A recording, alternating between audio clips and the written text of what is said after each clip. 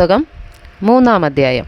ഒരുവൻ്റെ വഴിപാട് സമാധാന യാഗമാകുന്നുവെങ്കിൽ കന്നുകാലികളിൽ ഒന്നിനെ അർപ്പിക്കുന്നതായാൽ ആണാകട്ടെ പെണ്ണാകട്ടെ ഊനമില്ലാത്തതിനെ അവൻ യഹോവയുടെ സന്നിധിയിൽ അർപ്പിക്കണം. തൻ്റെ വഴിപാടിൻ്റെ തലയിൽ അവൻ കൈവച്ച് സമാഗമന കൂടാരത്തിൻ്റെ വാതിൽക്കൽ വെച്ച് അതിനെ അറുക്കണം. അഹരോൻ്റെ പുത്രന്മാരായ പുരോഹിതന്മാർ അതിൻ്റെ രക്തം യാഗപീഠത്തിന്മേൽ ചുറ്റും തളിക്കണം. അവൻ സമാധാന യാഗത്തിൽ നിന്ന് കുടൽ പൊതിഞ്ഞിരിക്കുന്ന മേധസ്സും കുടലിന്മേൽ ഇരിക്കുന്ന സകല മേധസ്സും മൂത്രപിണ്ഡം രണ്ടും അവയുടെ മേൽ കടിപ്രദേശത്തുള്ള മേധസ്സും മൂത്രപിണ്ഡത്തോടുകൂടെ കരളിന്മേലുള്ള വപയും നീക്കി യഹോവയ്ക്ക് ദഹനയാഗമായി അർപ്പിക്കണം. അഹരോൻ്റെ പുത്രന്മാർ യാഗപീഠത്തിൽ തീയുടെ മേലുള്ള വിറകിന്മേൽ ഹോമയാഗത്തിന്മീതെ അത് ദഹിപ്പിക്കണം. അത് യഹോവയ്ക്ക് സൗരഭ്യവാസനയായ ദഹനയാഗം. യഹോവയ്ക്ക് സമാധാന യാഗമായുള്ള വഴിപാടാകുന്നു എങ്കിൽ ആണാകട്ടെ പെണ്ണാകട്ടെ ഊനമില്ലാത്തതിനെ അർപ്പിക്കണം. ഒരു കുഞ്ഞാടിനെ വഴിപാടായിട്ട് അർപ്പിക്കുന്നുവെങ്കിൽ അതിനെ യഹോവയുടെ സന്നിധിയിൽ അർപ്പിക്കണം. തൻ്റെ വഴിപാടിൻ്റെ തലയിൽ അവൻ കൈവച്ച് സമാഗമന കൂടാരത്തിന് മുമ്പാകെ അതിനെ അറുക്കണം. അഹരോൻ്റെ അതിൻ്റെ രക്തം യാഗപീഠത്തിന്മേൽ ചുറ്റും തളിക്കണം. അവൻ സമാധാന യാഗത്തിൽ നിന്ന് അതിൻ്റെ മേധസ്സും തടിച്ച വാൽ മുഴുവനും ഇത് തണ്ടലിങ്കൽ നിന്ന് പറിച്ചു കളയണം. കുടൽ പൊതിഞ്ഞിരിക്കുന്ന മേധസ്സും കുടലിന്മേലുള്ള സകല മേധസ്സും മൂത്രപിണ്ഡം രണ്ടും അവയുടെ മേൽ കടിപ്രദേശത്തുള്ള മേധസ്സും മൂത്രപിണ്ഡത്തോടുകൂടെ കരളിന്മേലുള്ള വപയും നീക്കി യഹോവയ്ക്ക് ദഹനയാഗമായി അർപ്പിക്കണം.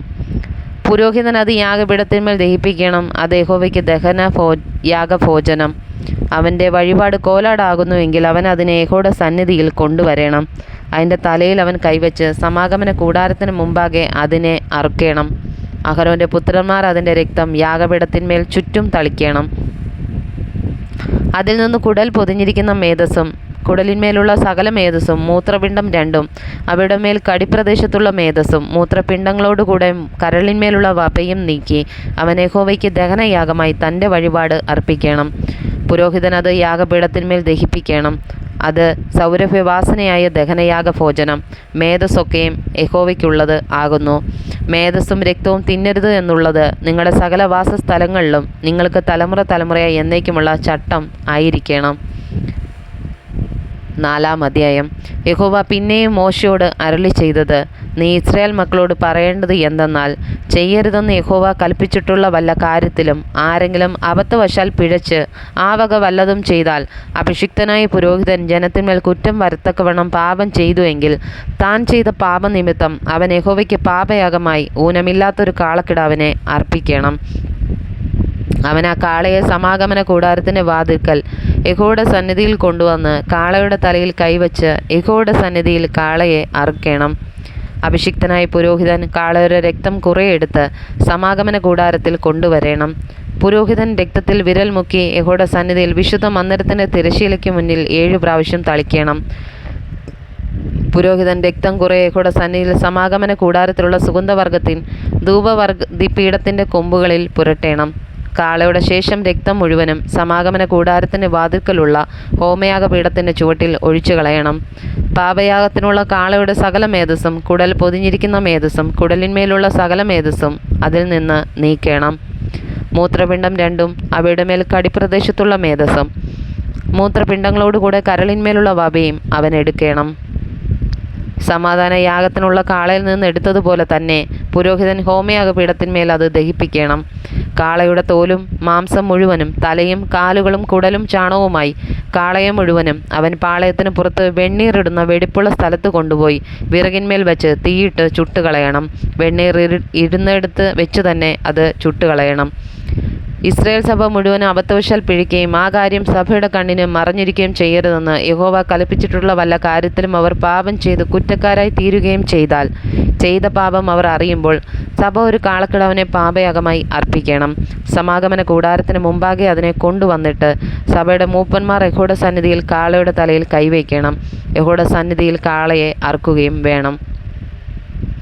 അഭിഷിക്തനായ പുരോഹിതൻ കാളയുടെ രക്തം കുറെ സമാഗമന കൂടാരത്തിൽ കൊണ്ടുവരണം. പുരോഹിതൻ രക്തത്തിൽ വിരൽ മുക്കി യഹോവയുടെ സന്നിധിയിൽ തിരശ്ശീലയ്ക്ക് മുമ്പിൽ 7 പ്രാവശ്യം തളിക്കണം. അവൻ സമാഗമന കൂടാരത്തിൽ യഹോവയുടെ സന്നിധിയിലുള്ള പീഠത്തിൻ്റെ കൊമ്പുകളിൽ കുറെ പുരട്ടേണം. ശേഷം രക്തം മുഴുവനും സമാഗമന കൂടാരത്തിൻ്റെ വാതിൽക്കലുള്ള ഹോമയാഗപീഠത്തിൻ്റെ ചുവട്ടിൽ ഒഴിച്ചു കളയണം. അവൻ മേധസ് ഒക്കെയും അവൻ അതിൽ നിന്നെടുത്ത് യാഗപീഠത്തിന്മേൽ ദഹിപ്പിക്കണം. പാപയാഗത്തിനുള്ള കാളയെ അവൻ ചെയ്തതുപോലെ തന്നെ ഈ കാളയെയും ചെയ്യണം. അങ്ങനെ തന്നെ ഇതിനെയും ചെയ്യണം. ഇങ്ങനെ പുരോഹിതൻ അവർക്ക് വേണ്ടി പ്രായശ്ചിത്തം കഴിക്കണം. എന്നാൽ അത് അവരോട് ക്ഷമിക്കും. പിന്നെ അവൻ കാളയെ പാളയത്തിന് പുറത്തു കൊണ്ടുപോയി മുമ്പിലത്തെ കാളയെ ചുട്ടുകളഞ്ഞതുപോലെ ഇതിനെയും ചുട്ടുകളയണം. ഇത് സഭയ്ക്ക് വേണ്ടിയുള്ള പാപയാഗം.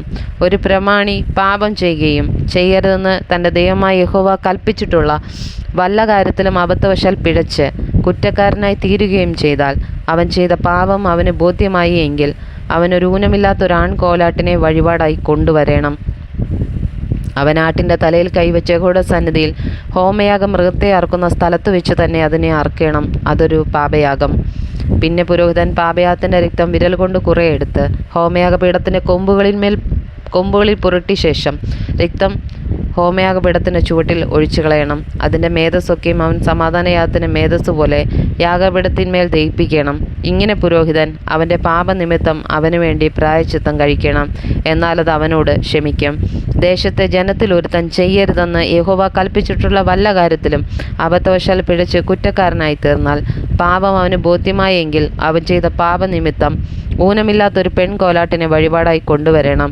പാപയാഗ മൃഗത്തിൻ്റെ തലയിൽ അവൻ കൈവച്ചിട്ട് ഹോമയാഗത്തിൻ്റെ സ്ഥലത്ത് വെച്ച് പാപയാഗ മൃഗത്തെ അറുക്കണം. പുരോഹിതൻ അതിൻ്റെ രക്തം വിരൽ കൊണ്ട് കുറെയെടുത്ത് ഹോമയാഗപീഠത്തിൻ്റെ കൊമ്പുകളിൽ പുരട്ടി ശേഷം രക്തമൊക്കെയും യാഗപീഠത്തിൻ്റെ ചുവട്ടിൽ ഒഴിച്ചു കളയണം. അതിൻ്റെ മേധസ്സൊക്കെയും സമാധാന യാഗത്തിൽ നിന്ന് മേധസ് എടുക്കുന്നത് പോലെ എടുത്ത് പുരോഹിതൻ യാഗപീഠത്തിന്മേൽ യഹോവയ്ക്ക് സൗരഭ്യവാസനയായി ദഹിപ്പിക്കണം. ഇങ്ങനെ പുരോഹിതൻ അവനുവേണ്ടി പ്രായശ്ചിത്തം കഴിക്കണം. എന്നാൽ അത് അവനോട് ക്ഷമിക്കും. അവൻ പാപയാഗമായ ഒരു ആട്ടിൻകുട്ടിയെ കൊണ്ടുവരുന്നുവെങ്കിൽ ഊനമില്ലാത്ത പെണ്ണാട്ടിനെ കൊണ്ടുവരണം. പാപയാഗ മൃഗത്തിൻ്റെ തലയിൽ അവൻ കൈവച്ച് ഹോമയാഗ മൃഗത്തെ അറുക്കുന്ന സ്ഥലത്ത് വെച്ച് തന്നെ അതിനെ പാപയാഗമായി അറുക്കണം. പുരോഹിതൻ പാപയാഗത്തിൻ്റെ രക്തം വിരൽ കൊണ്ട് കുറെ എടുത്ത് ഹോമയാഗപീഠത്തിൻ്റെ കൊമ്പുകളിൽ പുരട്ടി ശേഷം രക്തം